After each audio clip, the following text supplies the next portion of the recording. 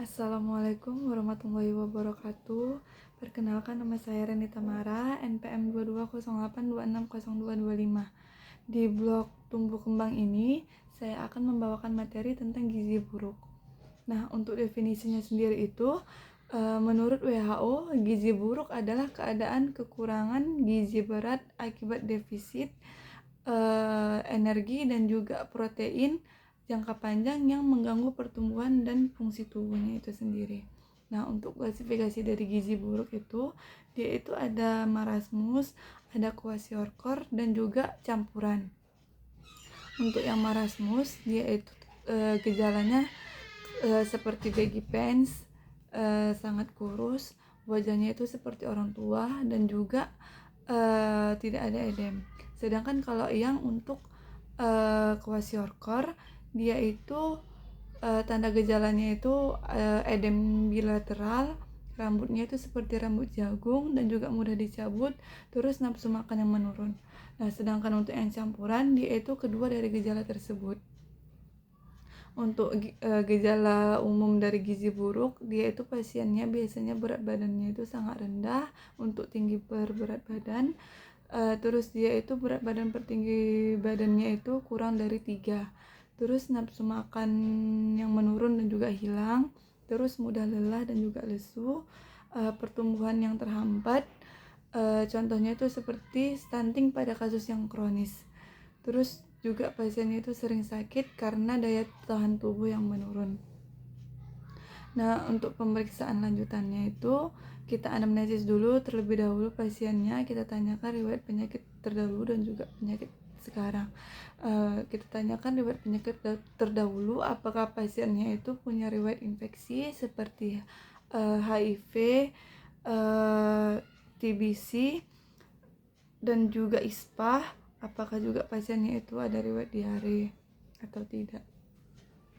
Terus kita tanyakan juga riwayat pertumbuhannya, apakah dia itu berat badan lahirnya itu normal pada saat lahir.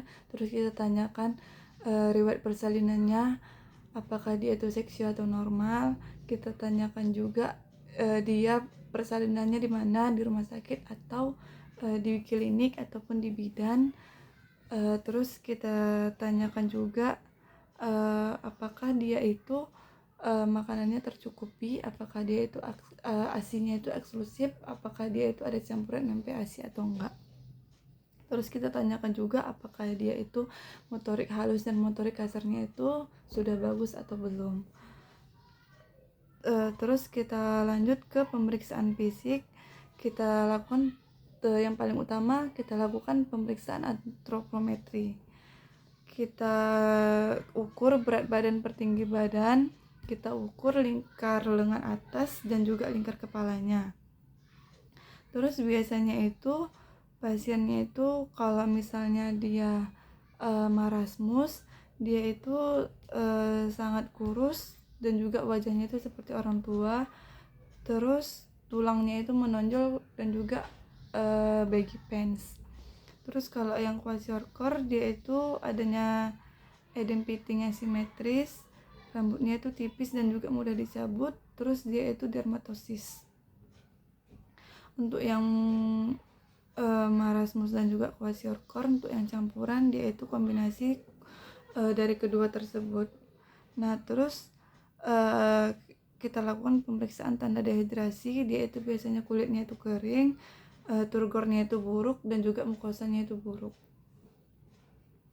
Terus kita lakukan pemeriksaan penunjang, kita lakukan pemeriksaan laboratorium rutin. Kalau misalnya dia itu pasiennya anemia, dia itu biasanya hemoglobin dan juga hematokrit. Terus dia itu kalau misalnya terkena infeksi, LED sama CRP-nya itu meningkat. Terus kalau dia dicurigai diabetes, biasanya itu dia hipoglikemi. Lalu kita lakukan pemeriksaan pengukuran kurva WHO dan juga CDC 2000. Biasanya itu kalau kita lakukan pengukuran kurva WHO, dia itu pasiennya itu kurang dari 5 tahun. Sedangkan kalau yang CDC 2000 dia itu untuk pasien yang lebih dari 5 tahun.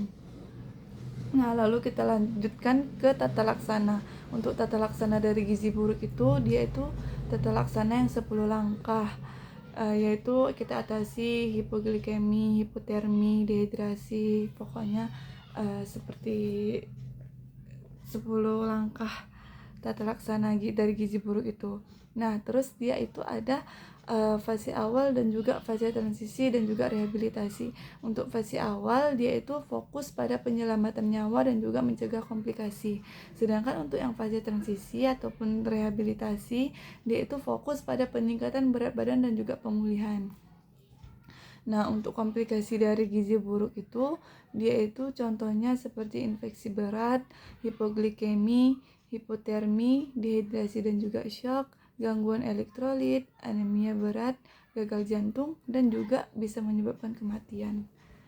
Nah, mungkin itu saja presentasi yang dapat saya sampaikan. Lebih dan kurang saya mohon maaf, kepada Allah saya mohon ampun.